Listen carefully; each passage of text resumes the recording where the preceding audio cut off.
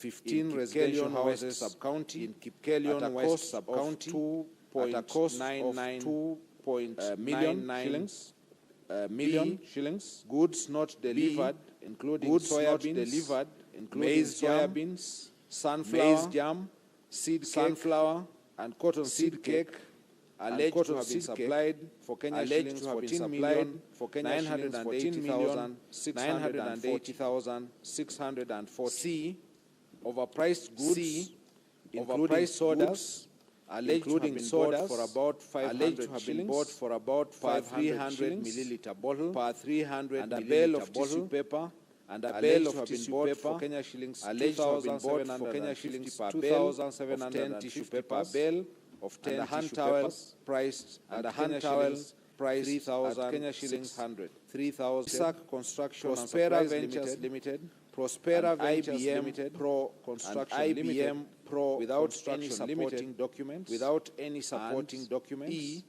And payment of contractors from the retention account for the works done for more than 5 years ago, for more than 5 years companies had already been paid, some of which companies had already been paid, and therefore misappropriating county funds through double payments. Some of the goods, services, and works were procured without following the procurement processes. Without following the procurement processes. No tender opening committees were formed. Contrary to Section 78 of the Public Procurement and Asset Disposal Act 2015, as read together with Regulation 25, as read together with Regulation 25 of the Public Procurement and Asset Disposal Regulations. Similarly,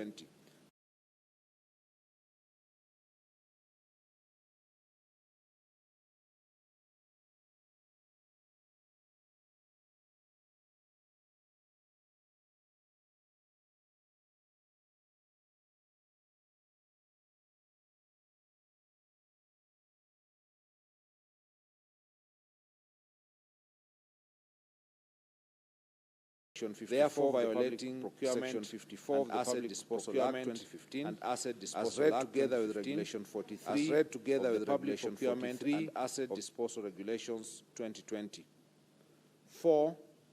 Most of the goods, services, and works were procured outside the approved budget as required under Section 44, subsection 2A of the Public Procurement and Asset Disposal Act 2015. 5.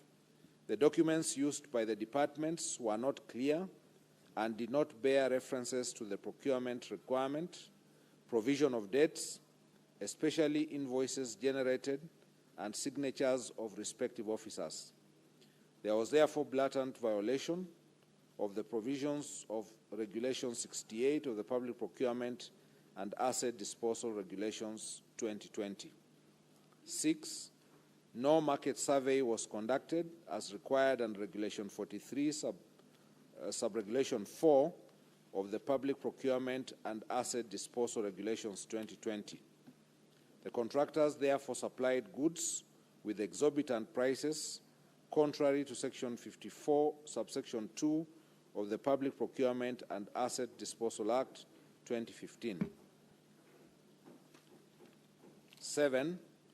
All of the subject goods, services, and works were paid for in advance, yet the county has accumulated pending bills over the last 3 years of Kenya shillings 1.1 billion, which have been verified and are yet to be paid from the time the governor assumed office.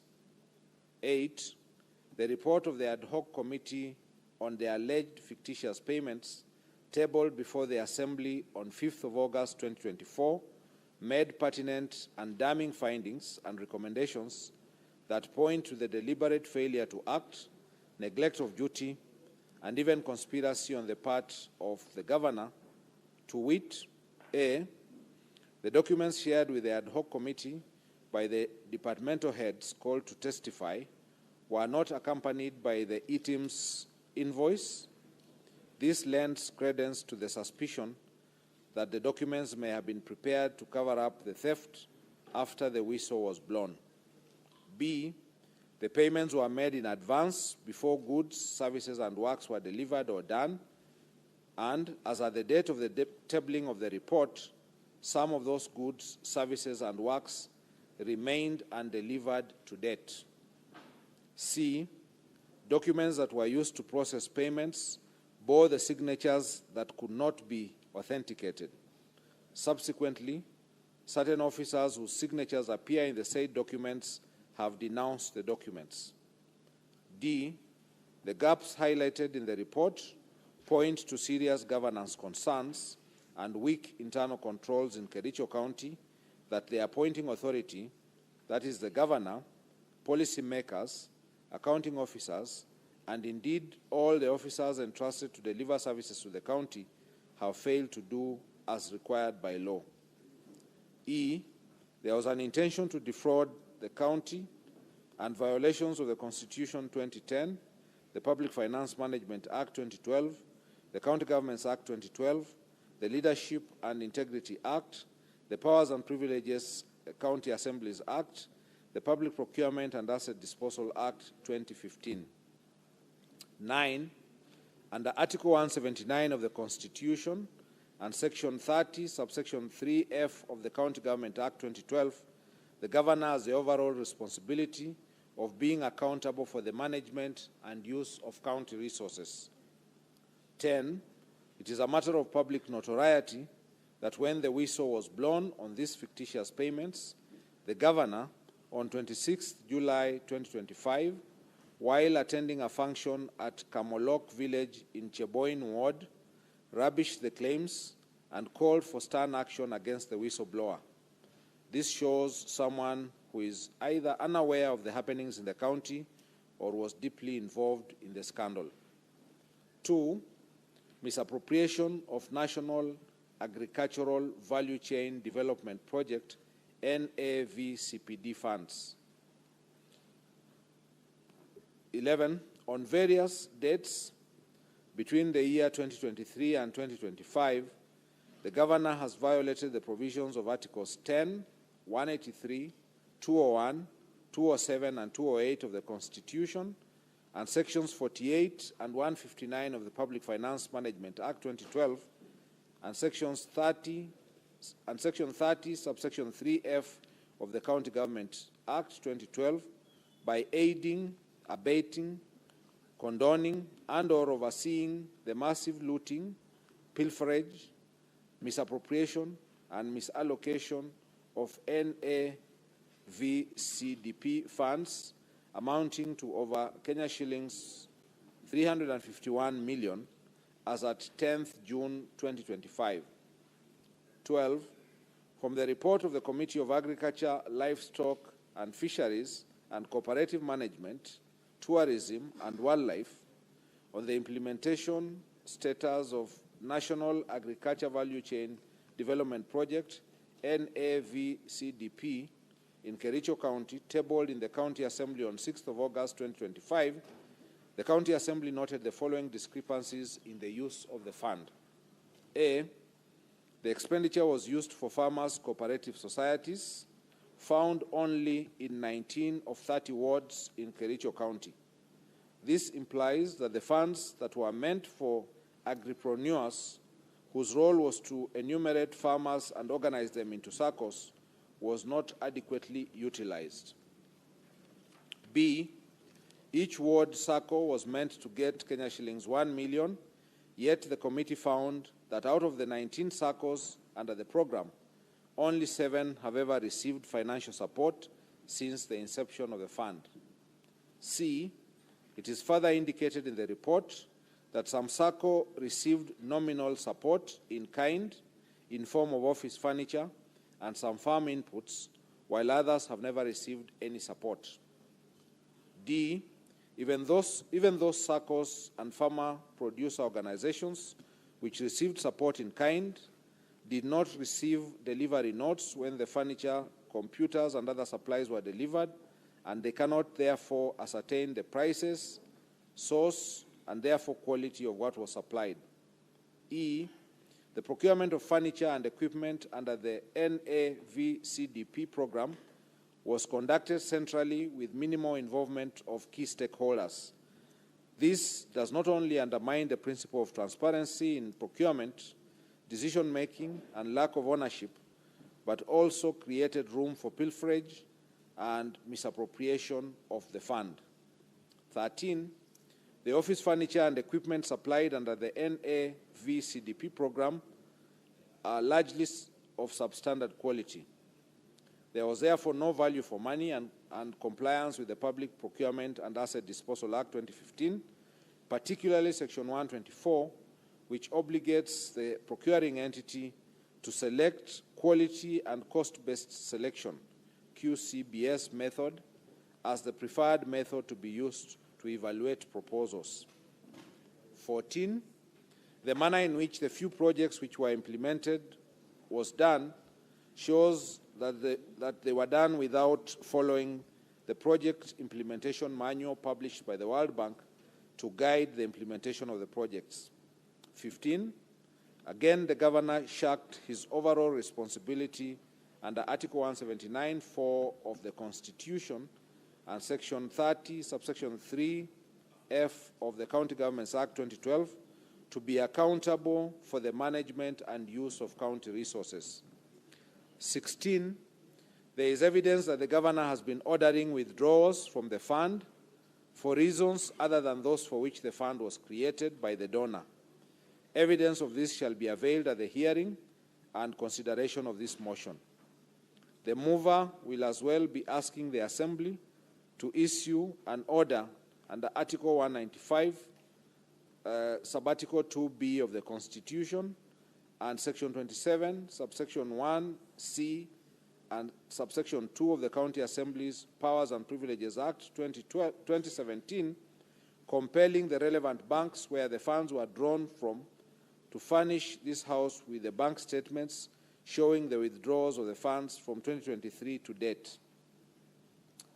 3, misappropriation of funds and unfair distribution of projects under the Financing Locally Led Climate Action, FLOCA Fund. 17, on various dates between the year 2023 and 2025, the governor has violated the provisions of Articles 10, 179, 183, 201, 207, and 208 of the Constitution, and Sections 102 and 107 of the Public Finance Management Act 2012, and Section 30, subsection 3F of the County Governments Act 2012, by presiding over unfair, skewed, and nepotic distribution of projects under FLOCA funds, imprudent use, misappropriation, and misallocation of FLOCA funds as follows. A, skewed and unfair distribution of projects under the fund with the governor's home ward, namely Chemosot ward, alone, getting projects worth Kenya shillings 21,701,590, while there are many other wards, not only in other sub-counties, but even in the Bureti sub-county, which have received not a single project under the fund.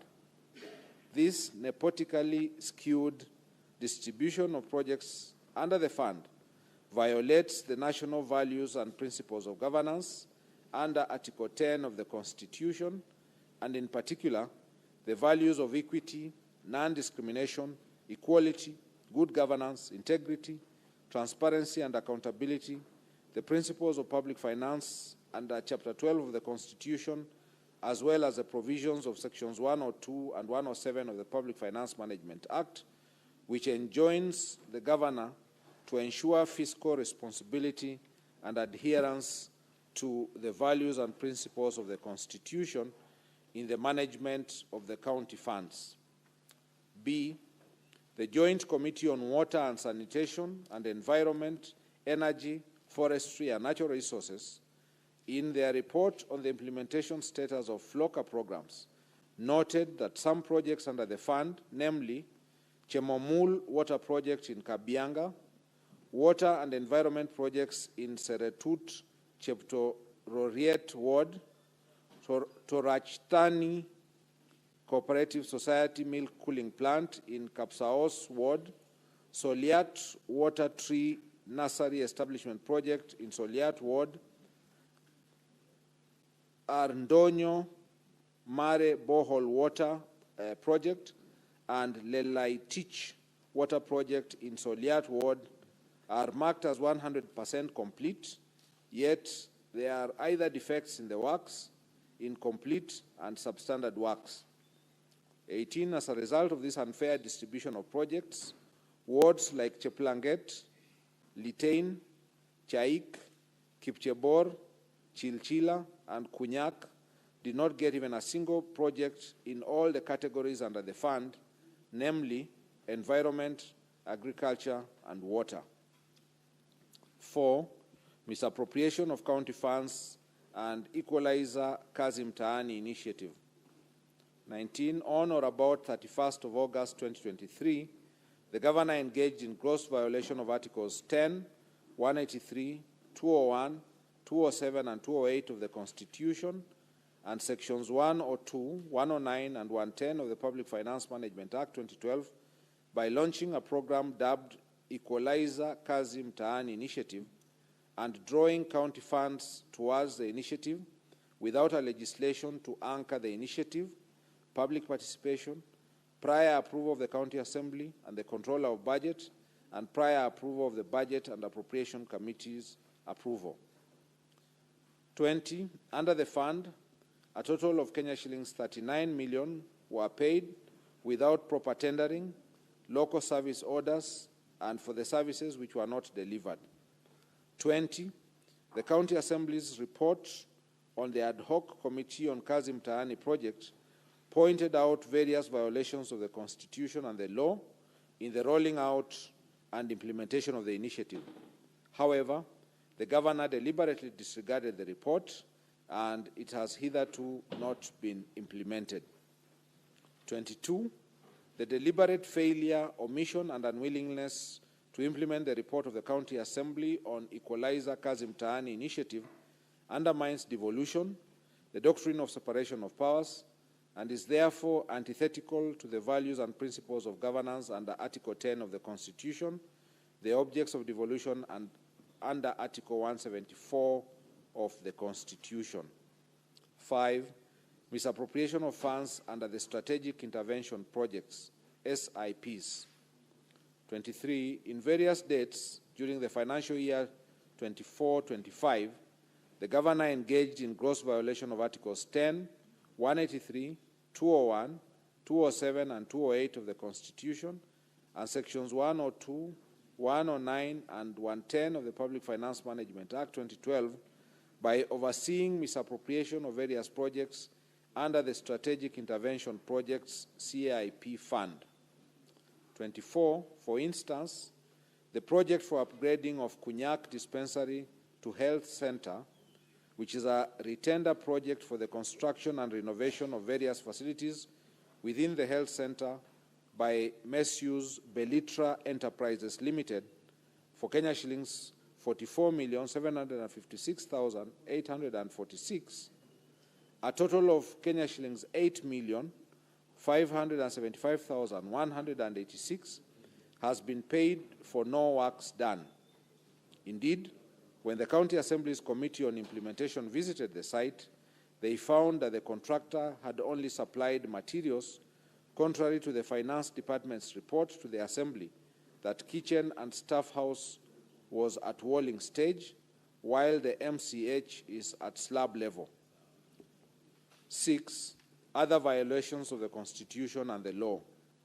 25, the present and former Chief Executive Committee members and chief officers have variously reported coercion by the governor to make financial allocations for the governor's own use from the funds allocated to their respective departments, and which funds they were required to remit through the governor's personal assistants. 26, violation of Article 201A, D, and E of the Constitution, 2010, on principles of public finance, and Article 226, as read with Article 227 of the Constitution, by presiding over glaring irregularities evidenced by A, irregular award of contracts and evasion of accountability, B, willfully interfering in the procurement processes and the award of tenders, C, skewed tender awards to various contractors at inflated rates and in collusion with fraudulent contractors and suppliers, D, irregular implementation and unfair distribution of various programs in the county. E, intentionally and negligently presiding over massive theft of county public funds, as evidenced by the Auditor General's reports for the preceding financial years, which have raised red flags over various projects. 27. On 15th August 2023, the Governor compensated the victims of Londiani accident from the County Emergency Fund to cover up for the funds raised by the public and misappropriated by a committee he had formed to steer the funds drive, and without a cogent explanation of how the funds publicly raised for the victims had been expended. Allegation number 2, misappropriating and or abetting misappropriation of the funds publicly raised for the victims of Londiani accident. 1. On various dates between 4th July 2023 and 9th July 2023, the Governor grossly violated the provisions of Article 10, 73, and 75 of the Constitution and Sections 29 and 34 of the Leadership and Integrity Act 2012 by A, overseeing misappropriation of the funds raised for the victims of the horrendous Londiani Junction accident tragedy, in which over Kenya shillings 9 million of public raised funds were lost. B, reneging on his undertaking to implement the report of the County Assembly's ad hoc committee formed to probe the misappropriation of funds meant for the victims of the accident. There is evidence that the Governor filed a suit and or supported a suit by those implicated in the report of the County Assembly's ad hoc committee in Kericho Employment and Labor Relations Court petition number E006 of 2023, Dr. Wesley Bor and 5 others versus the Governor, Kericho County Government and others, and Kericho ELRC petition number E014 of 2023, Victor Tum and others versus the Governor, Kericho County and others, being personally and directly complicit in the flawed award of direct tenders for service providers during the fundraiser and requiem mass of the victims of the accident. D, the County Governor has in this regard committed numerous and various acts in the course of his duties that are contrary to and in violation of the Constitution and the laws of Kenya. These include: 1. The authenticity of various payments made cannot be confirmed. The fact that the exact amount of money expended from the sum collected during the fundraiser points to impropriety and suggests a clear fraud on those whom the funds ought to have benefited. 2. A total of Kenya shillings 13,682,660 was collected at the fundraiser. A sum of Kenya shillings 423,000 was purportedly expended as pastors' facilitation, transport refund, field preparation, lunches and refreshments, printing, publishing, and radio announcements.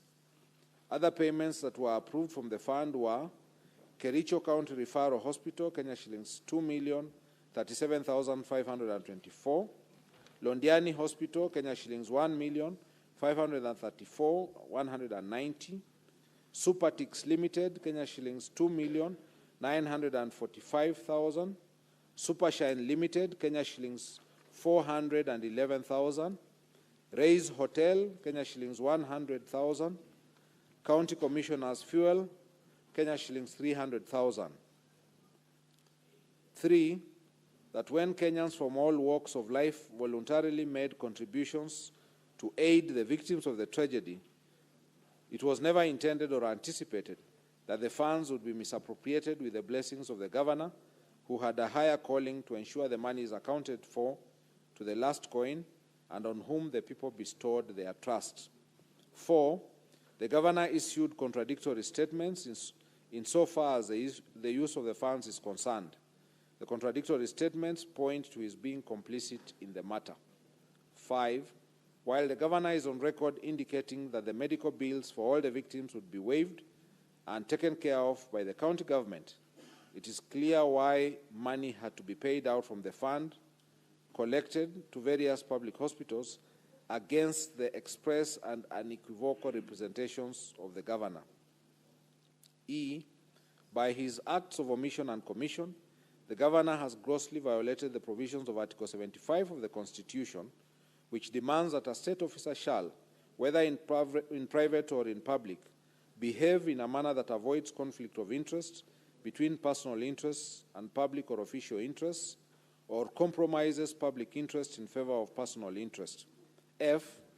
By overseeing the misappropriation of the funds aimed at assisting the victims of the accident, the governor violated Article 73 Sub-Article 2, which demands from him selfless service based solely on public interest, demonstrated by honesty in the execution of his duties, accountability to the public for decisions and actions, and discipline and commitment in service. G. By allowing himself to be a master of doublespeak in such a grave matter that shook the conscience of the nation, the governor violated Article 73, Sub-Article A, Roman 2 and 3 of the Constitution, which demand that he at all times demonstrates respect to the people and brings honor and dignity to the office he holds. H. By allowing himself and senior officials close to him to benefit from the funds, the governor violated Article 76, Sub-Article 2B of the Constitution, which prohibits a state officer from accepting a benefit in circumstances that compromise the integrity of the state officer. I. By failing to ensure that decision-making in the executive of the county governor are not influenced by corruption, nepotism, and other callous and improper motives, the governor has failed to exercise objectivity and impartiality, thus violating Article 73, Sub-Article 2B of the Constitution of Kenya 2010. Ground 2, abuse of office. The particulars of this ground are as follows. Allegation 1, illegal appointments, unlawful dismissals and transfers, and usurpation of the constitutional and statutory functions of county public service. The governor has variously engaged in 1, gross misconduct, and 2, gross violations of Articles 10, 73, 75, 232, 235, and 236 of the Constitution. 3, gross violations of Section 17 of the Public Officer Ethics Act, Sections 55, 59, 59A, 60, 62, 63, 64, and 65 of the County Governments Act, Section 4 of the Public Appointments County Assemblies Approval Act 2017, and variously abused his office by A, skewed, uncompetitive, and nepotic appointments of the county employees of various cadres. For instance, the governor recently hired his own brother, one Victor Mutai, as a revenue clerk. Similarly, the governor's personal assistant's wife, one Chepkirui Mercy, was recently hired as a nurse on contract basis. Who was recently hired as a nurse on contract basis was confirmed, yet there are a number of nursing staff who have been serving on contract for long without confirmation. B, illegally appointing one Mrs. Alice Bett, now Judge of the High Court, as the county attorney when there was a substantive office holder, an act which the Employment and Labor Relations Court, the Honorable Lady Justice Wasilwa, affirmed was irregular, unprocedural, and unlawful in the case of Sang versus Governor Kericho County and 2 others, petition E001 of 2023. In that case, the governor was found by the court to be in gross violation of Article 73 and 232 of the Constitution, his actions found to be illegal and unconstitutional, and ordered to pay costs of Kenya shillings 2 million and costs personally. The governor has therefore been already adjudged to be in gross violation of the law and all the Assembly and the Senate. C, causing the advertisement of the positions of doctors, nurses, early childhood education, ECDE teachers, just to endear himself politically when he knew the county government did not have capacity to hire. The applicants were subsequently not shortlisted, nor the alleged vacancies filled up. D, illegally deploying health staff via the notice dated 22nd of July 2024 without any justification, authority, and involvement of County Service Board, thus creating a crisis in the health sector.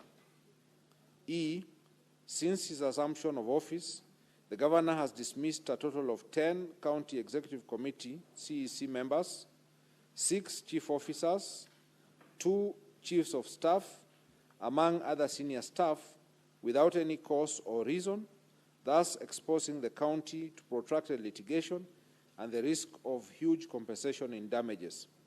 The governor has perpetuated this firing spree, not for any reason, but as a show of might, power, and authority, and that is where the abuse lies. Allegation 2, subversion, discrediting, and impeding of the oversight role of the County Assembly.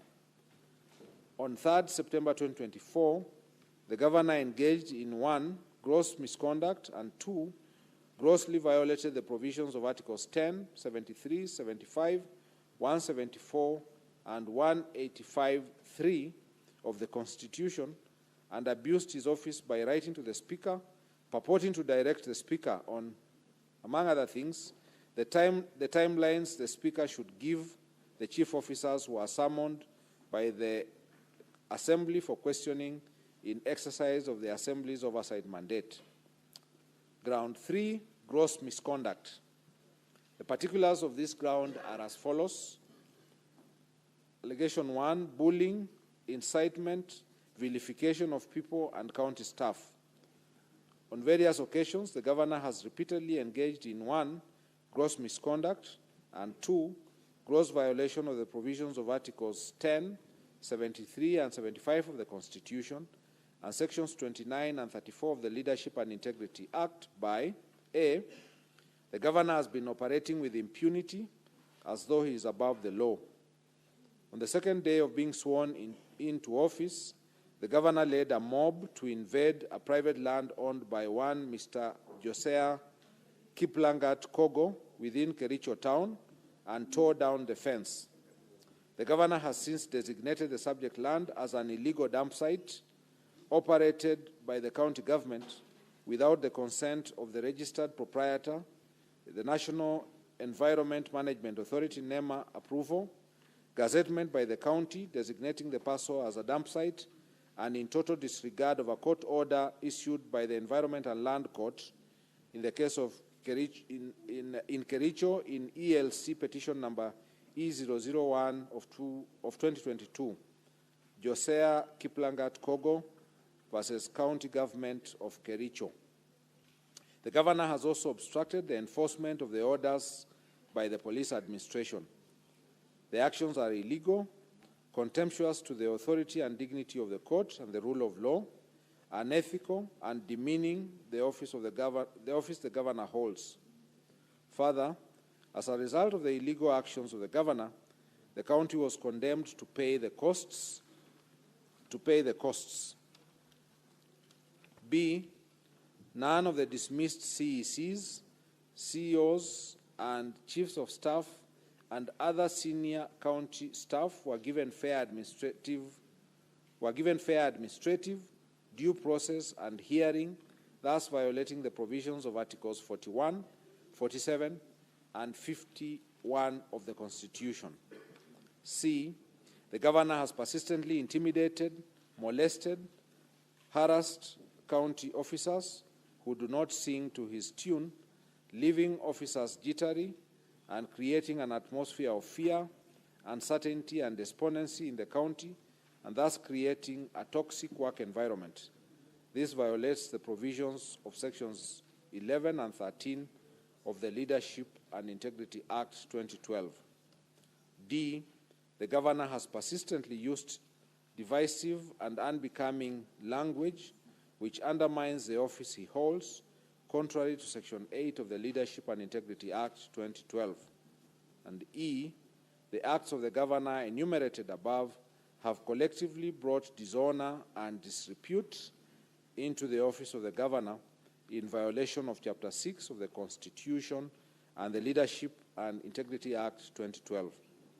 The Honorable Dr. Eric Kipkoech Mutai, how do you plead to the three grounds? How do you plead to ground 1? How do you plead to ground 2? How do you plead to ground 3?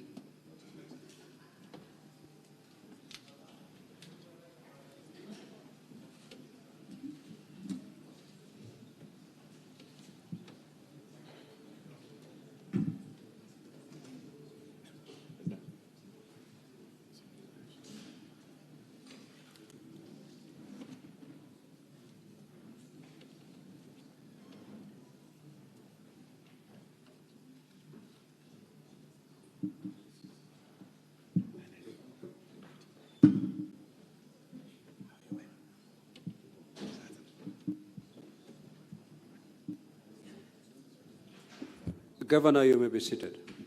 Thank you, Mr. Speaker, sir.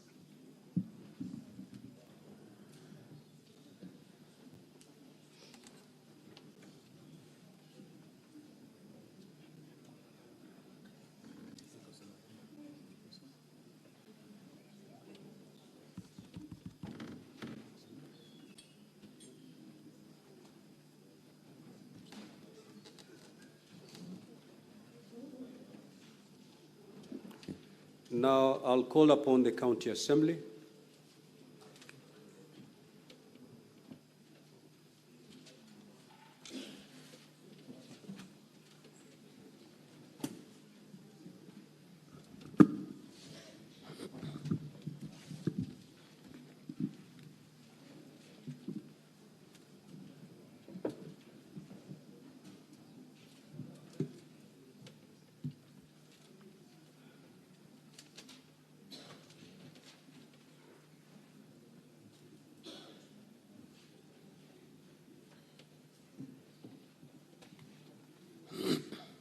So the County Assembly, you have 30 minutes to make your opening statement. Thereafter, it will be followed by the Governor's opening statement. It will also take 30 minutes. Sorry, Mr. Speaker. Thank you so much, Mr. Speaker. Before we make the opening statement, there are certain preliminary matters that the County Assembly wished to raise. So with your permission, Mr. Speaker, I wish to be given the opportunity to raise them first. You may proceed. Thank you so much. Mr. Speaker, allow me to begin by raising the fairly simple and straightforward preliminary issue. By letter dated 24th August 2025 by the firm of HK Advocates on behalf of the County Assembly. Sorry, the record may not have captured my name. My name is Elisha Ongoya for the County Assembly of Kericho.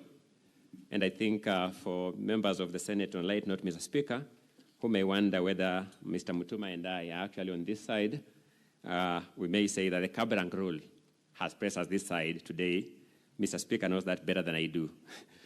By letter dated 24th August 2025, H&K Law Advocates, acting for the County Assembly of Kericho, requested the clerk of this House to make special arrangements for one witness who suffers a physical disability in the nature of mobility impairment when that time comes.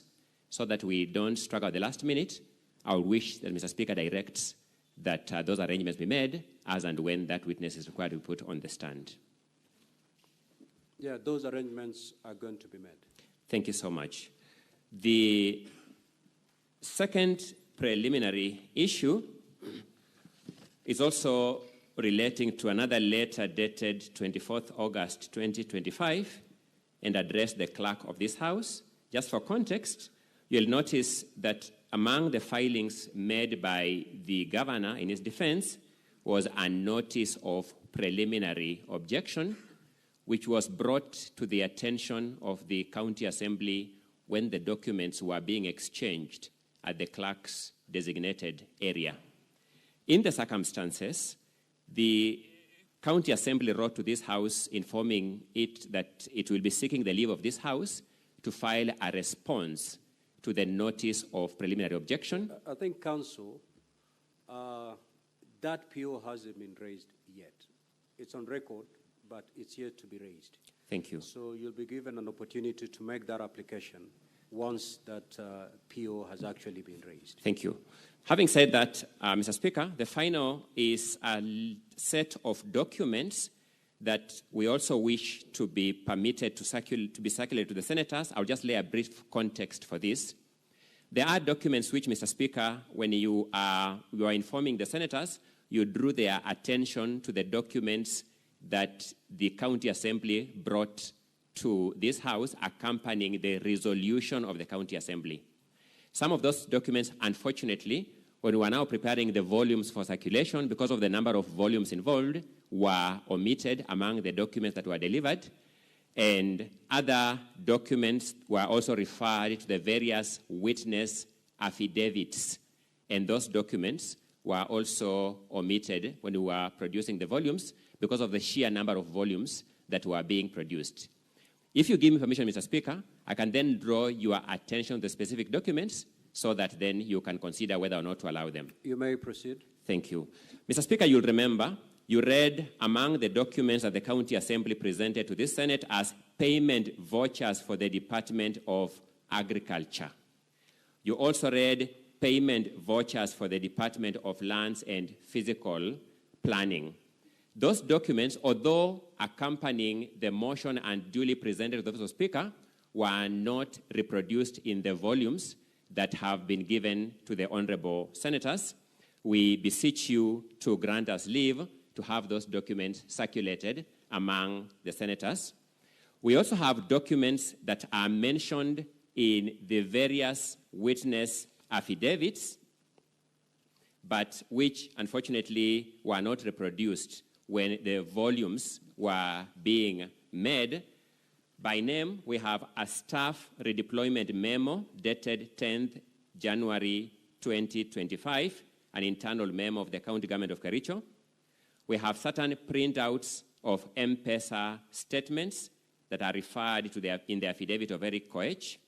We have the letter dated 21st August 2025 with regard to the report of the ad hoc committee on Kazim Taani, which, Mr. Speaker, you have alluded to. It is referred to in the affidavit of the motion mover. We have certain RTGS payment extracts that are referred to in the affidavit of Albert Koech. We have the termination letter of Enoch Koech that is referred to in the affidavit of Eric Koech. We have an invitation for a meeting with the Joint County Assembly Committee on Water and Sanitation and Environment and Forestry and Natural Resources and Minutes.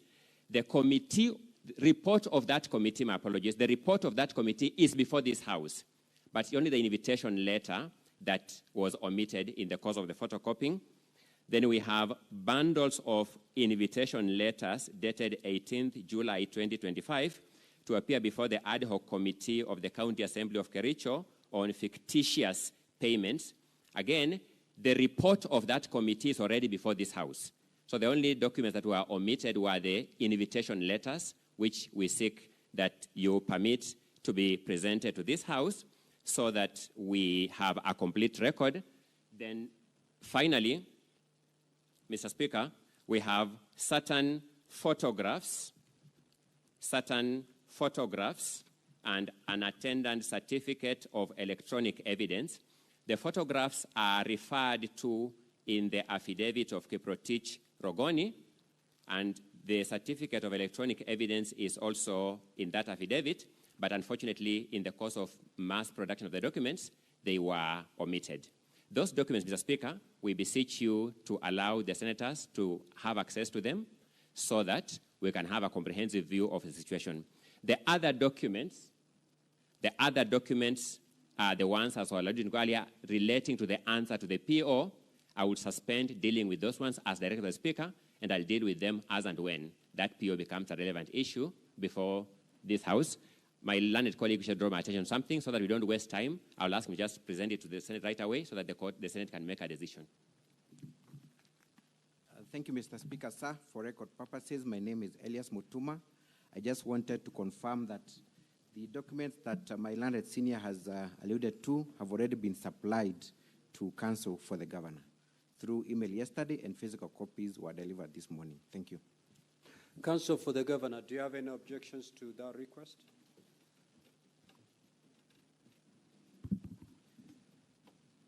Mr. Speaker, sir, and honorable senators, we very strongly object. We very strongly object. It is true that we were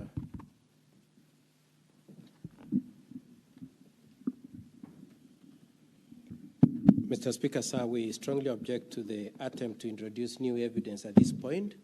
It is true that this morning, as we were waiting to walk in here, we were served with the documents referred to by my colleague.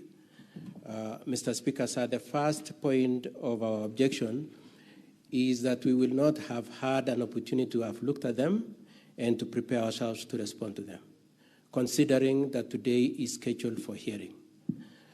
The second objection, Mr. Speaker, sir, is that you already gave a timetable within which the filings were to be done, and we all struggled to file within that time, including ourselves, who had also equally voluminous documents. So the mere contention that it was voluminous is not good enough a reason. The third objection we have, Mr. Speaker, sir, is that they were not part of the documents that were used during the proceedings at the County Assembly. And for purposes of that point, Mr. Speaker, sir, I wish to make reference to your standing orders, the standing orders for this, for the Senate, particularly the standing order number 20. The standing order is to this effect. In presenting its evidence, the Assembly shall not introduce new evidence that was not part of the allegations against the Governor in the County Assembly as forwarded by the Speaker. Mr. Speaker, sir, it is our contention that that standing order clearly prohibits the introduction of this new evidence. It is also our argument that if that evidence had been brought to the Assembly, there is also the possibility that the Assembly could have voted differently. And so, Mr. Speaker, sir, we take objection to the introduction of the new evidence, and we insist that the matter proceeds as per the documents that were filed within the timelines that you had given. Mr. Speaker, sir, I would like my colleague, Mr. Wanyama, to make supplementary submissions on the issue.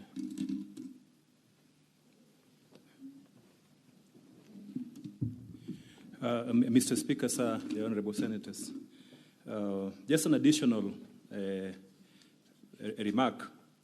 If you look at paragraph 16 of the motion and the entire motion, there is certainly evidence which the mover of the motion wanted to adduce before the County Assembly. At paragraph 16 of the motion, the mover of the motion specifically said on the floor that that evidence will be sought after asking the House to issue summons. And throughout the motion, you will see that then there is no evidence. An allegation has been made and no attaching evidence has been adduced. So that was the evidence which was submitted before the County Assembly and a decision made on them. So in accordance with your rules, and we strongly object to this, the County Assembly cannot introduce new evidence, even if it was mentioned in the pleadings before the County Assembly. It cannot introduce that new evidence before this House at this stage for only one reason. It's extremely prejudicial to the Governor. And secondly, the Governor has not had the opportunity to prepare on this evidence.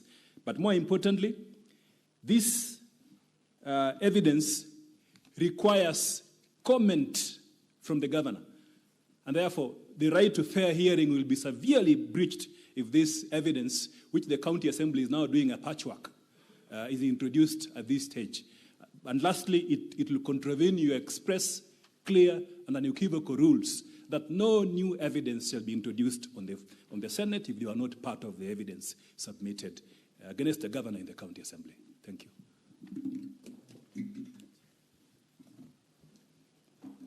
Mr. Speaker, may I have a brief right of reply? Council, let me just make a ruling on this matter. We make progress. Thank you, Mr. Speaker. We've had your position. We've had the governor's position. Now, if I had counsel for the county assembly correctly, is that the evidence related to those documents is already in our bundles, the original bundles. These documents were omitted by mistake during the compiling of those bundles. They do not introduce any new evidence as is being submitted by the counsel for the governor. And therefore, pursuant to Rule 30 of the Rules of Procedure, I will allow those documents to be admitted.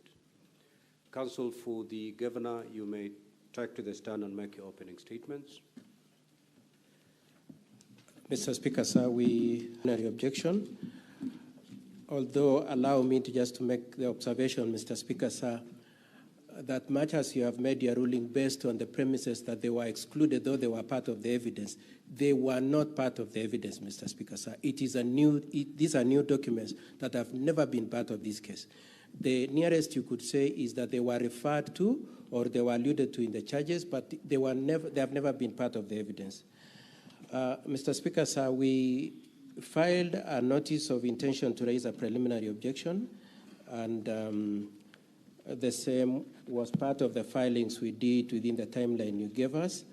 The nature of our preliminary objection, Mr. Speaker, sir, is to contend that there was no voting that took place, and therefore it implicates the requirement, number one, that voting must have been done at the assembly, and number two, that a two-thirds threshold should have been achieved. It is our contention that the approach adopted by the Speaker in the County Assembly, the documents filed, including the audit of the logs of the process, will show that indeed there was no voting system. Mr. Speaker, sir, I pray that you allow us to raise that preliminary objection to the effect that indeed no voting took place and that two-thirds was not achieved, and therefore your jurisdiction has not been triggered as a Senate. So, Counsel for Governor, you have 15 minutes to raise your appeal. Counsel for the County Assembly, you'll have 15 minutes to respond, and thereafter the Senate will make a determination on the matter. Mr. Speaker, sir, the issues we raise in our preliminary objection are that we will start, first of all, Mr. Speaker, sir, we will invite your attention to the contents of an Annex 4A from the Assembly, which provides an audit of the login processes and details of how the voting went on. And Mr. Speaker, sir, that is contained in the affidavit by the IT expert at page 79 to 85, and also in the affidavit sworn by the clerk, page 95 to 93. And Mr. Speaker, sir, the IT expert says particularly at paragraph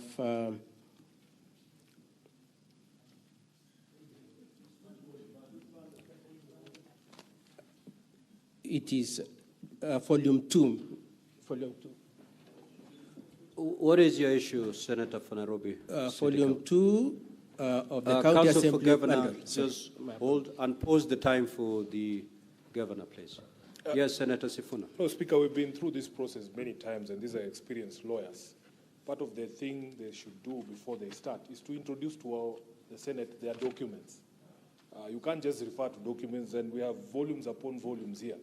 I would expect that Counsel for the Governor start by telling us what his documents look like, and then we can be able to go together. Other than that, you're just speaking to yourself. With respect, Counsel. Counsel for Governor, kindly be guided accordingly. My apologies, Honorable Senators. I'm referring to volume 2 of the County Assembly bundle, and I will be juxtaposing that with bundle Annex 4A, also from the County Assembly bundle.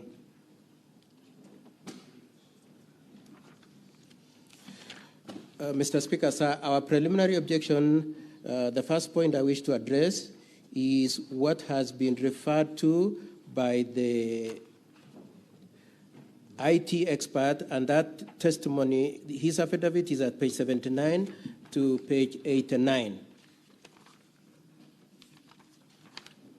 And at particularly page 81, paragraph 10, 11, and 12, he indicates that they have been using certain software for purposes of payments, budgeting, meetings, and so on and so forth. Then he says in October 2024, an enactment was made of Standing Order number 77, and attendant to the enactment of that section, they then developed a system for voting by upgrading what they already had for purposes of implementation of that standing order. Then he proceeds at paragraph 23, 30, and 31 to say that system is accurate, verifiable, secure, user-specific, and friendly.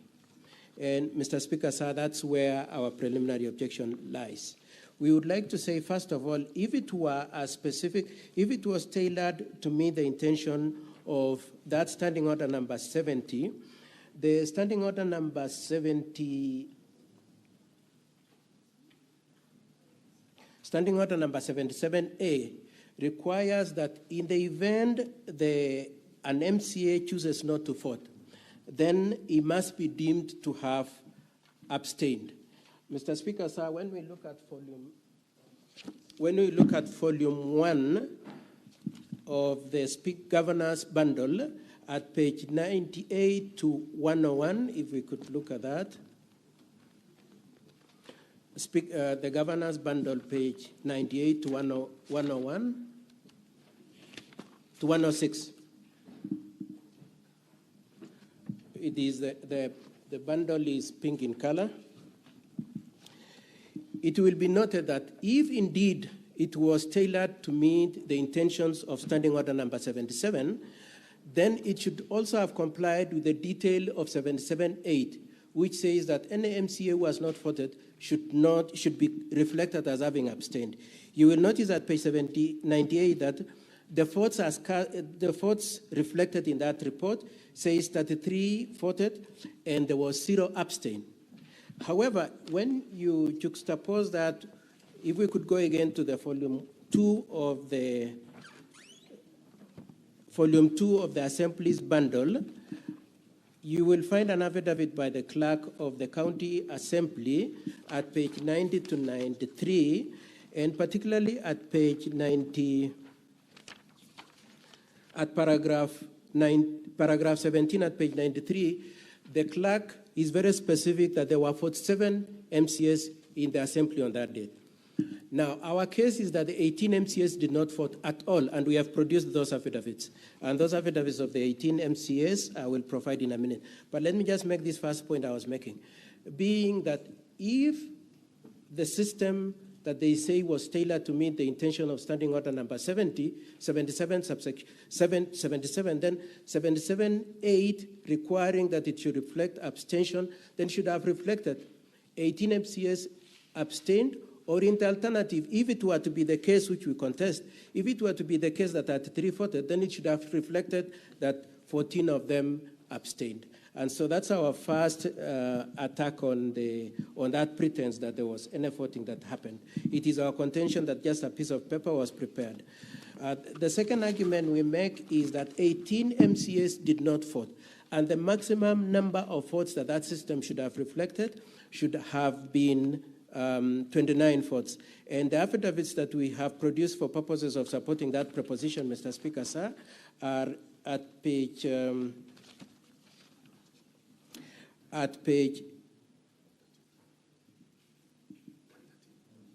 117 to 120 of the Governor's Bundle. That is an MCA called Kiptagan. Then there is an MCA called Kibet Bozuben at page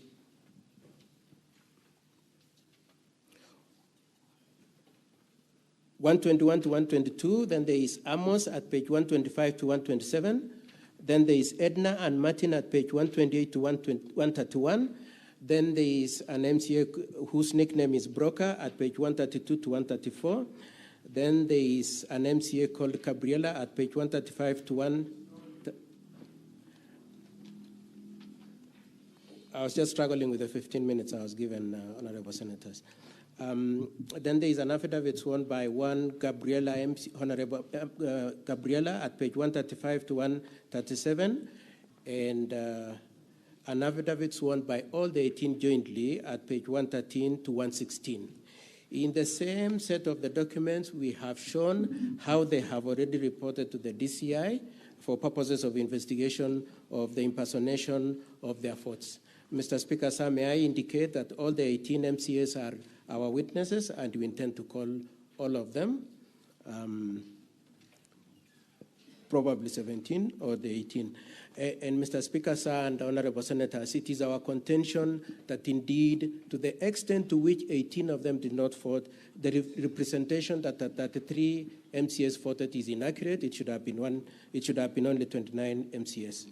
Now, Mr. Speaker, sir, we have identified particularly 4 MCAs whose signatures, whose votes were fraudulently captured as having voted in favor of the impeachment. They have said they did not vote, and to the extent to which the report on the voting at page 98 to 106 in bundle 1 of the governor's report purports that the 4 of them voted is a forgery, Mr. Speaker, sir. The other issue which I want my learned friend to highlight is that it will be noted that there are individuals, based on the login audit that the County Assembly has produced, that there were 3 MCAs who voted twice. That is Honorable Rogon Kiprotich, who is the mover of the motion. He voted twice. Not only is it reflected in the audit report, he also is on audio as telling one of the people he voted for that, please, let me give you some money in exchange to you for indicating my having voted for you. The other one is Honorable Moses Rotich, who voted twice, and Honorable Beatrice Chepkoech.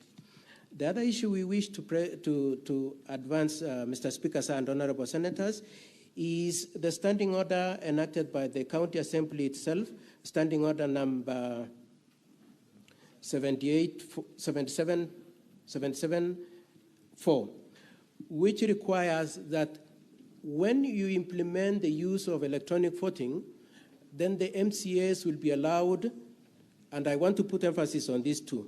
One is to press, not only to press, but to press a button. And Mr. Speaker, sir, it should be a common ground between ourselves and my learned colleagues for the County Assembly that indeed there was no gadget which could be pressed and there was no button to be pressed. What they did is to send a link to the mobile phones and ask them to enter the link and do the voting. And we are saying, Mr. Speaker, sir, to the extent to which the standing order requires that you press a button, there was no device which could satisfy the requirement for electronic voting at that point in time, Mr. Speaker, sir. 4 minutes. Okay. Mr. Speaker, sir, we would also like to point out that the entry credentials, the affidavit sworn by the IT expert multiple times at page 79 to 83, to 85, is that there was a unique criteria to enter the portal. However, it will be noted, Mr. Speaker, sir, as my learned friend will demonstrate, that the identifiers were merely the payroll number and the ID number. And so anybody who knows the payroll number and the ID number could enter and vote. And indeed, as far as we are concerned, that's what happened. And that's why we are saying that this voting system is not accurate, verifiable, nor auditable. Mr. Speaker, sir, lastly, as I hand over to my learned friend, Mr. Wanyama, is to point out, Mr. Speaker, sir, that immediately after the voting, the site was pulled down. We are meant to understand that in response to our having filed our objection, an attempt was made to set up the same link yesterday. But between the time of voting on 15th of August and yesterday and Monday, the site had been had been done. Mr. Speaker, sir, and honorable members, we contend that indeed this voting system does not satisfy the requirement that indeed a voting should have happened and that voting should have achieved 2/3 of the MCS to warrant you are having to entertain and determine this preliminary objection. We pray that you decline to accept this motion into your House. Mr. Speaker, sir, I request for 5 minutes from my colleague, Mr. Wanyama.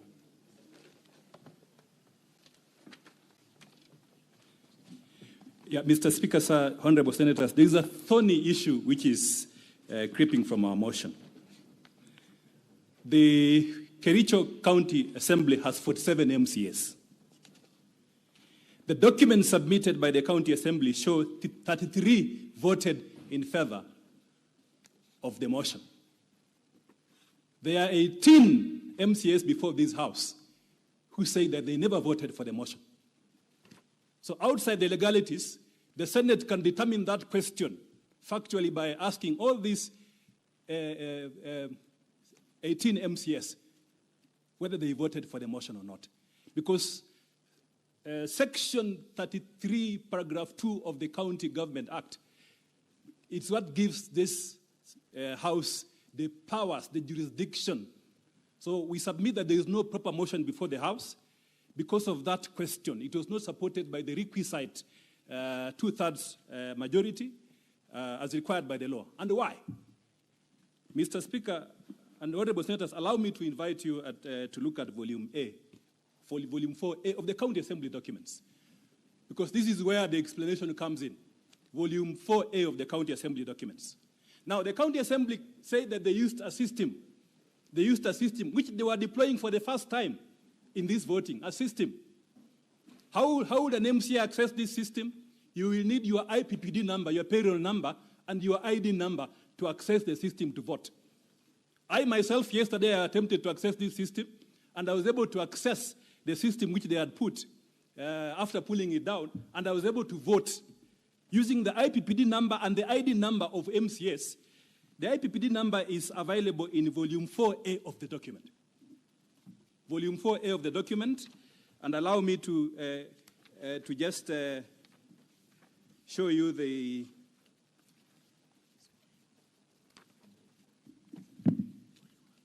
Yes, the same document is at volume, the governor's bundle at page 259. The governor's bundle at page 259. And then from the County Assembly documents, that is page 1 of volume 4A, you will see the ID numbers of the MCS. These ID numbers were the passwords to access the system. The ID numbers were the passwords to access the system. So the ID numbers are here. They are there. Then the username is contained at page 4 of the County Assembly document. Page 4 of the County Assembly document, you will see the IPPD system, the unique payroll number of each MCA. So that's a system which was deployed. Now, this system fortunately leaves an audit trail. It leaves an audit trail. It's a system which, when you extract, it leaves an audit trail for you. So at page 13 of the County Assembly document, their own documents which they've submitted in the House, page 13, you will see the audit trail. You will see the audit trail. Whatever happened to that system, which you could access using your ID number and the IPPD number as an MCA, and anyone could access. And before I go to this audit trail, the persons who could access the system is the clerk, the MCS, and the IT personnel. So the system will tell you the whole story. So from this page 13 and from page 13 to page 14, page 13, 14, 15, you will see the audit trails. And allow me to show you this. This is very significant. Counsel for Governor, 2 minutes. Yes, yes. This audit trail will show that there are 3 MCAs who voted twice. And remember, this is from the County Assembly's own document. 3 MCAs voted twice. Can I show you their IPPD numbers and their names? Yes. If you look at page 16, page 16 of the volume 4A.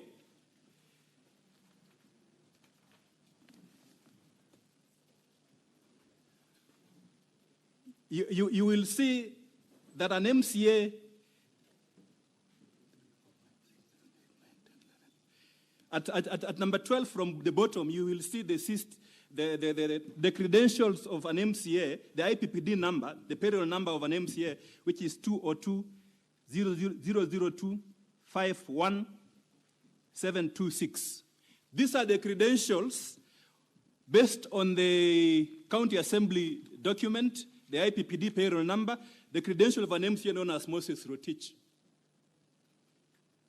It says yes. The logs say he voted yes. Now, hold your page on that. On page 17 of the County Assembly document,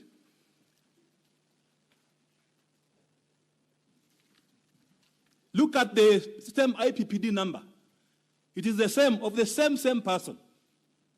Same MCA, Moses Rotich. It is said he voted again, yes. So he voted twice in this system. That is page 17, the first entry on page 17.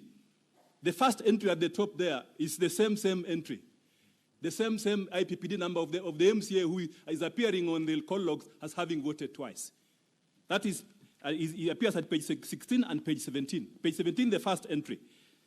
The second MCA who voted twice is Beatrice Chepkemoi.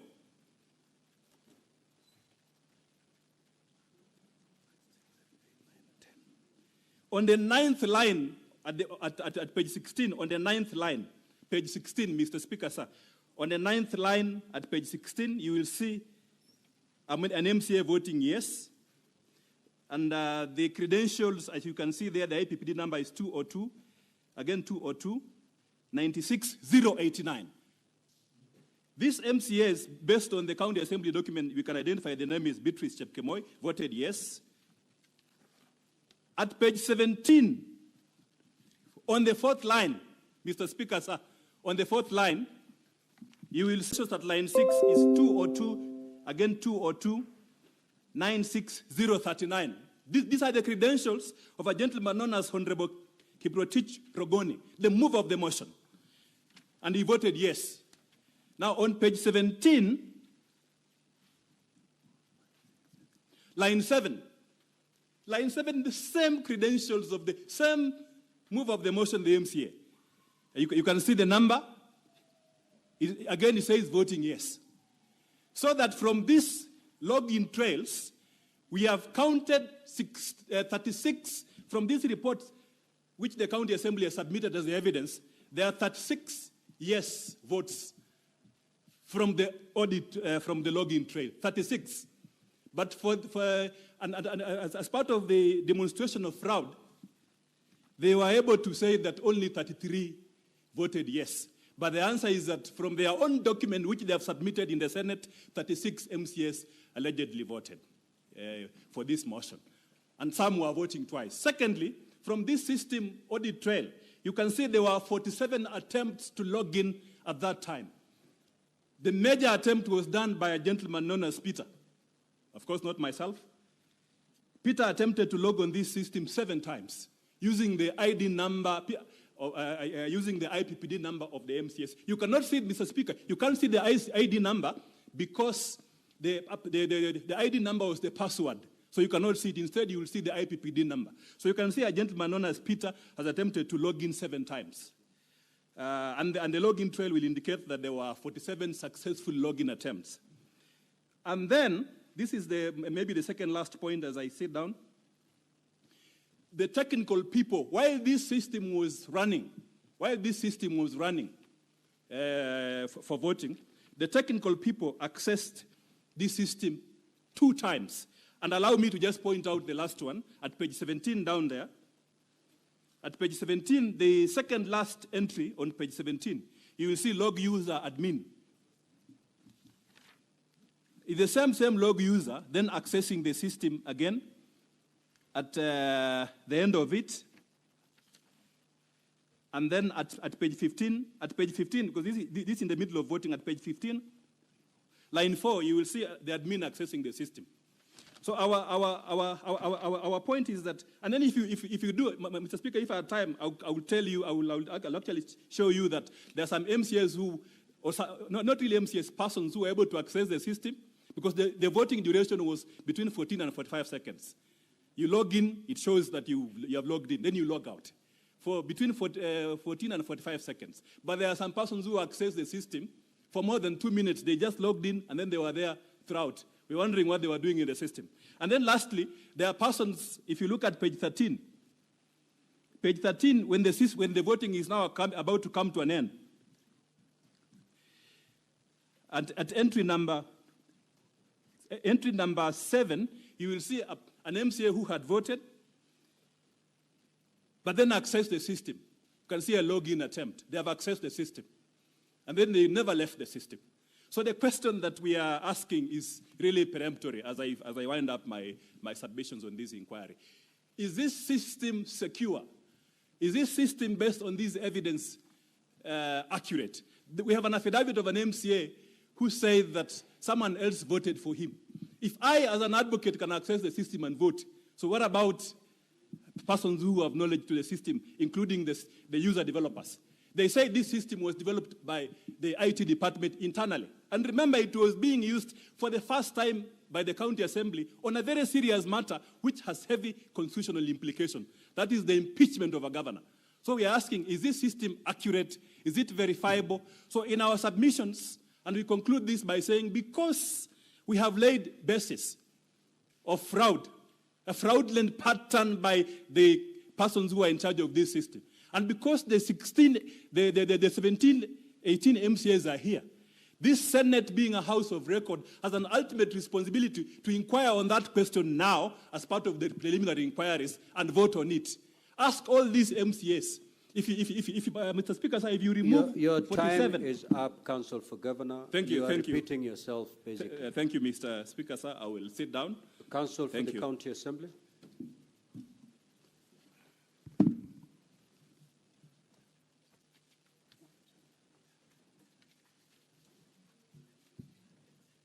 Mr. Speaker, can I be heard? Mr. Speaker, can I be heard? Thank you. Mr. Speaker, my name is Elisha Ongoya. I beg to reply. For starters, in response to this notice of preliminary objection, the County Assembly has filed grounds of opposition named Volume 7. It's a small volume. If it has gone round just a short while ago. And an affidavit named Volume 7A, being the affidavit of Edna Chepkirui Tonui. I begin by begging, Mr. Speaker, that these documents be deemed to be validly on record. They are the documents I alluded to earlier. Having said that, I begin by saying that if you look at the written notice of preliminary objection, there are two elements of the objection that my learned colleagues for the governor have either abandoned or not alluded to specifically, alleging violation of a court order and reintroduction of the motion, because they have not argued it. Counsel for the County Assembly, respond to the PO. Not the proposed PO. Thank you so much, Mr. Speaker. I'm comfortable with that. Thank you so much, Mr. Speaker. Having said that, allow me then to start with the issue that Mr. Wanyama, learned counsel, raised here by saying he personally logged into this system and voted. That qualifies him to be a witness who needs then to demonstrate to this House how he logged into this system and how he voted, and therefore be a proper subject of cross-examination. Anything short of that, Mr. Speaker, distinguished senators, is nothing more than mere sensationalism, and I beseech you to treat it as such. The second issue, Mr. Speaker, is on the allegation of the logs that you have just been taken through. And I wish to present just 1 minute. It's amazing how sensationalism can arise. But if you go to page number 13 of volume 4A of the County Assembly's documents, the audit logs run from page 13 all the way to page 17. And allow me to demonstrate why you cannot determine this objection on the grounds raised by my learned colleague, Mr. Wanyama, by referring to a decision of the High Court on a similar issue. This Senate impeached another governor called Governor Mike Sonko Mbuvi Gideon Kioko, and an issue of electronic voting arose in that matter. When that matter went into the High Court, there was a petition number E425 of 2020 that was considered by the High Court, and the judgment is publicly available on the National Council for Law Reporting. At paragraph 169 and 170 of that judgment, the three-judge bench of the High Court observed, and I quote, "The court is now left with two separate sets of affidavits that present contradictory positions. On the one hand, some MCS aver that their login credentials were forged. Same thing you are hearing here, and that they never participated in the voting process on 3rd December 2020, and even went to the extent of making a report at Kwale Police Station. Same argument you will hear here. On the other hand, 20 of the same 39 MCS swore affidavits for the governor. 20 of them swore fresh affidavits on 4th December 2020, stating that they willingly voted on 3rd December 2020. You will find the same scenario in this case before you. Same scenario. The Hansard, this is the High Court saying, which is the official record of the County Assembly, shows that 90 MCS voted in respect to Honorable Ogada's motion. In view of the contradictory averments by some of the MCS who are alleged to have been in Kwale, coupled with the lack of any expert evidence in support of the alleged hacking. Let me stop there by demonstrating that Mr. Wanyama is a lawyer like me. He's no expert in ICT. He will not guide you on the functionality of ICT. Coupled with lack of evidence to support the alleged hacking, we find the petitioners did not establish that the 2/3 statutory requirement for the impeachment of the governor was not met. Having said that, let me go to the logs at page 13 to page 17. These are logs in a system, in an ICT system, and yet what you have before you is a printout of those logs. It means one must copy the logs, then print them out. That's the only way we can present the evidence of the logs here. Otherwise, this ICT expert has put the link in his affidavit, and when he takes the witness stand, when the trial starts, he will demonstrate to you how this system works, and you will see the logs themselves. But to give you a printout, which is a requirement of the rules of procedure, one has to copy the logs and put them here. And therefore, if the logs are copied twice, it does not mean that somebody voted twice. Allow me to take you through the exact entries that my learned colleague, Mr. Wanyama, has alluded to.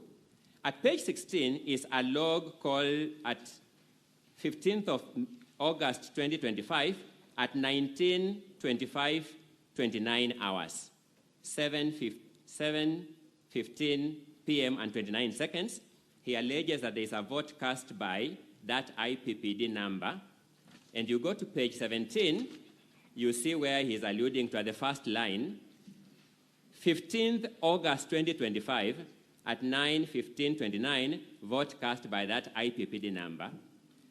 Let's look at the next log. The next log, 15 August 2015, 19:15:26. Let's go to the corresponding log on the following page, 17, 15th August 2025, 19:15:26. The same hour, the same minute, the same second. Go to the third entry, senators. This is 19:15:23. Then you got the following log, 19:15:23. Failed log. You see the same entries of the same IPPD number by the same person at the same hour, same minute, same second. This is a product of the copying of the logs for purposes of printing. It is not the logs in the system. It's how when you copy the log to print, you can copy twice.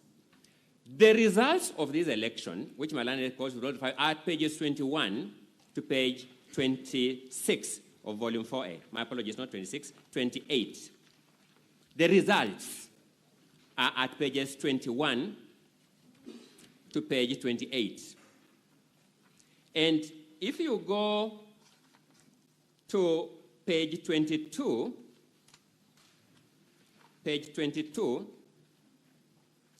at the second box from the bottom, that is Honorable Chepkemoi Beatrice, you notice she voted yes at 19:15:19, and you don't see her in any other entry in the results of the vote. These are the results of the vote. This is what the speaker declared. You run from page 21 to page 28. You will see every senator, every MCA who voted yes captured once. I juxtapose this data, and possibly, Mr. Speaker, when the members will be contributing, fortunately for us, this Senate is a crucible of talent. There are multiplicity of talent here, and there are ICT experts among you. They will demonstrate very clearly that you can't take a copying of the logs to print when it's copied twice, say therefore somebody voted twice. Otherwise, it will mean that these people were so meticulous that from that entry that Mr. Wanyama began with, up to the second last entry on that page, and when you go to page 17, from the first entry up to 1, 2, 3, 4, 5, 6, 7, 8, 9, 10, 11, up to the 11th entry, those people transacted meticulously at the same time, second, minute, hour. It makes no sense. That's number one. Number two, in their submissions, my learned colleagues have said they will call witnesses to prove these facts. It means what they have raised before you are questions about credibility of witnesses. The forum for testing credibility of witnesses is in the trial itself, so that this ICT expert will take the stand, take you through the procedure, take you through these logs and field questions, and then you'll be able to test the credibility. And that will be the case for any other person, including members of the county assembly. I'm making out a case that what has been argued before you is not a preliminary objection by any stretch of imagination of that word, preliminary objection.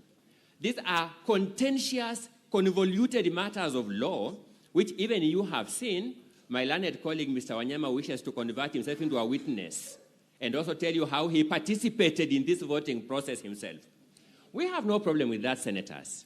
If my learned colleague, Mr. Wanyama, wishes to take the witness stand and adduce that evidence, we have been here long enough to demonstrate that we deal with that in cross-examination.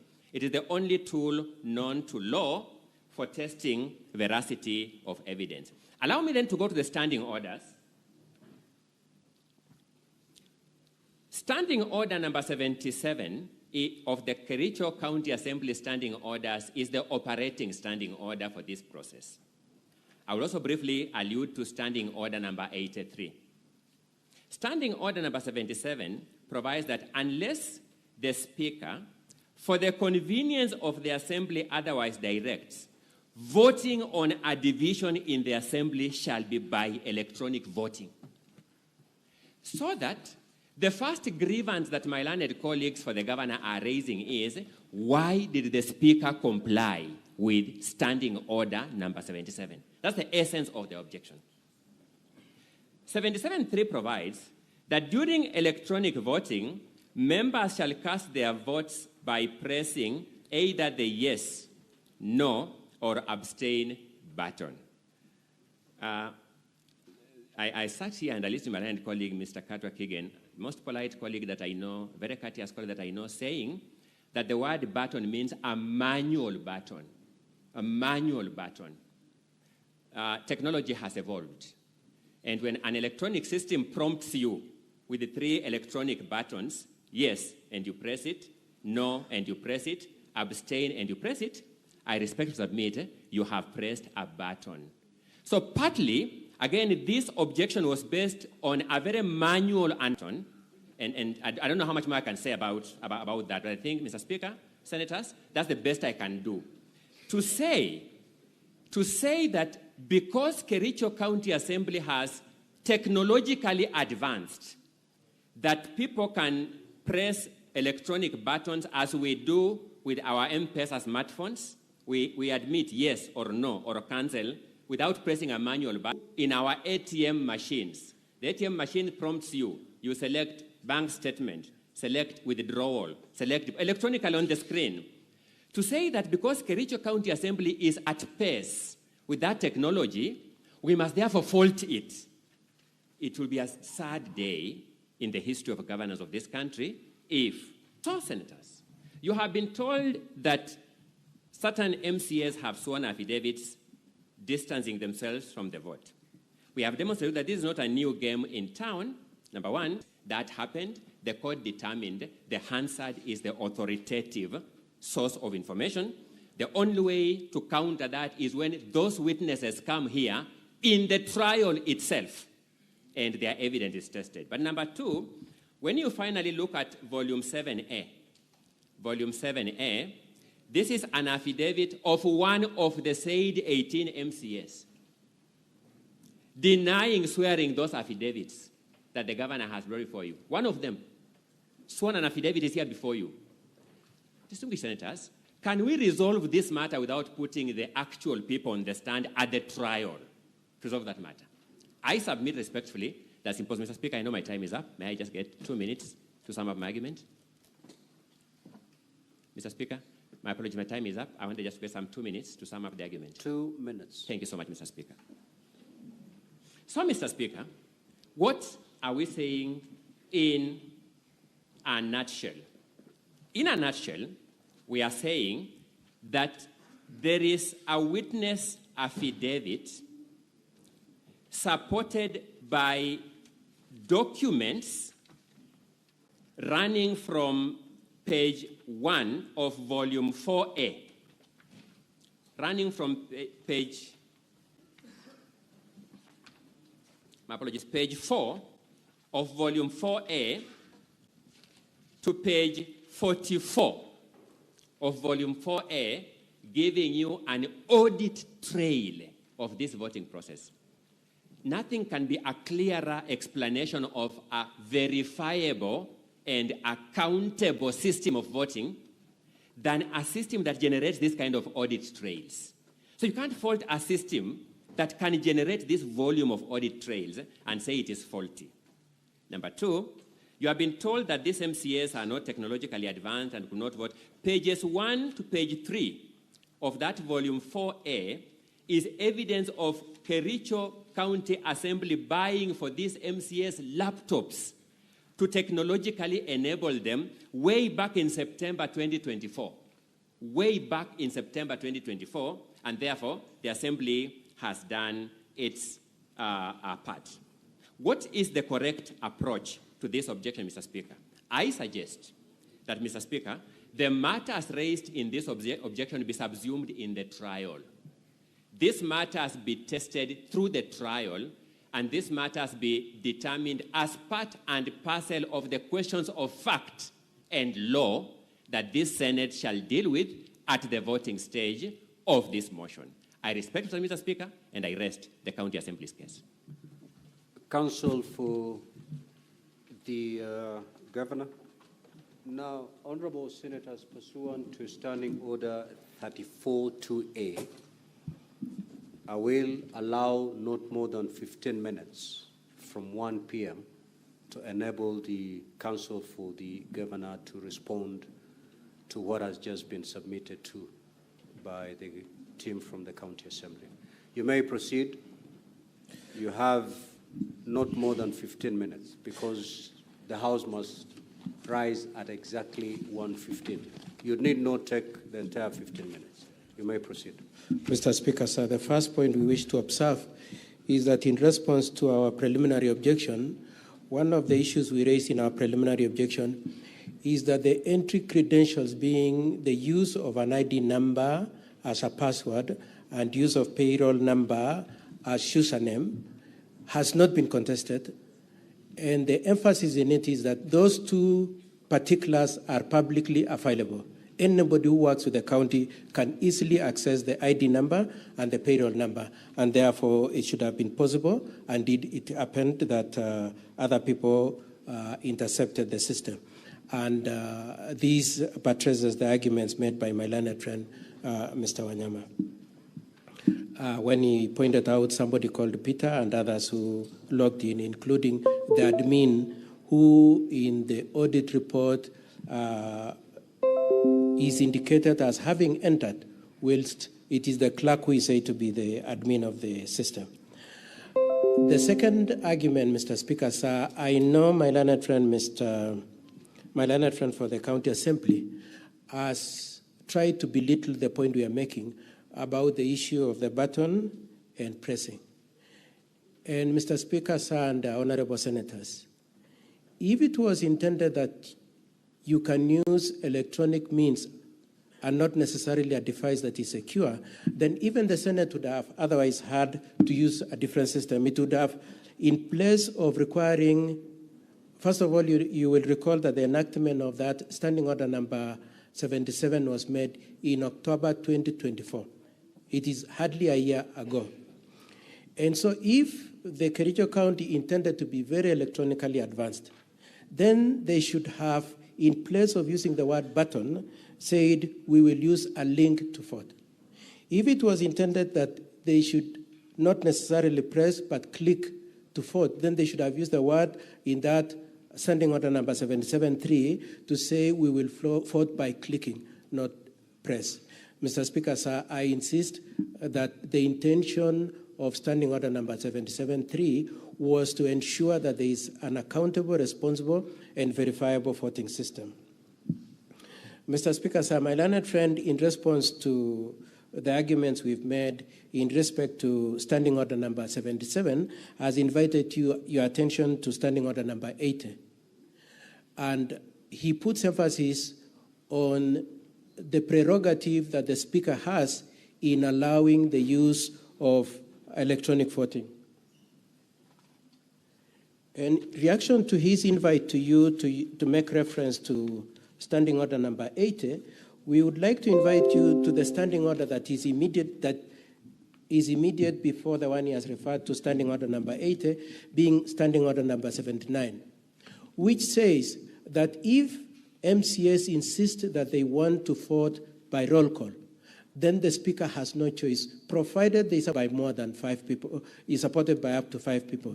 In this case, Mr. Speaker, sir, we have invited your attention to the fact that there were 18 people who are opposed to this style of voting and wanted a roll call voting. For that reason, Mr. Speaker, sir, it is our argument that the only reason why the Speaker defied the provisions of Standing Order number 79 is because there was intention to fraudulently misrepresent the votes that were cast by the MCS. Lastly, Mr. Speaker, sir, as I hand over to my learned friend, Mr. Wanyama, it is said that this system was secure. The affidavit by the IT expert that my learned friend, that come up for your consideration in our preliminary objection is this.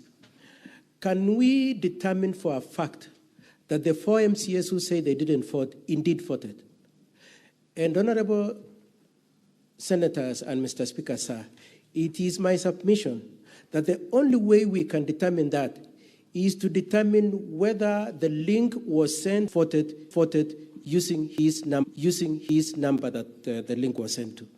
And Mr. Speaker, sir, you will see from the audit logs that the audit log does not indicate anyone was sent, that the audit log does not indicate anyone was sent, nor the IP was sent, nor the IP address of the devices that were sent, nor the IP address of the devices that were sent, of the scheme to manipulate these votes. The inference of that, and the only way that the county could possibly say that they have an absolute answer to the question of whether or not the link was sent to an individual, and that the IP address of that phone, those votes. Mr. Speaker, sir, to the extent that the audit report brought to you avoids by design to give you that information, Mr. Speaker, sir, we say creates a doubt in your mind.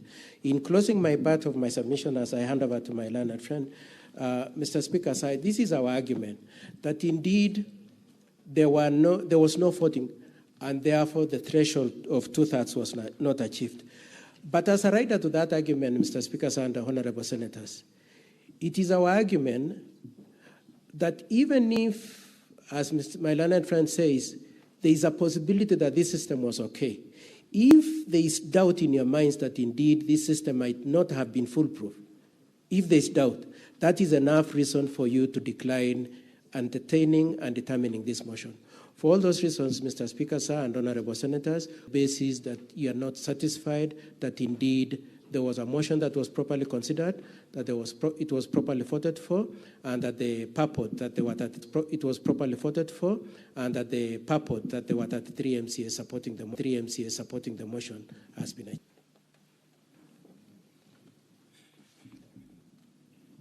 Yeah, Mr. Speaker, sir, I will stick to the time.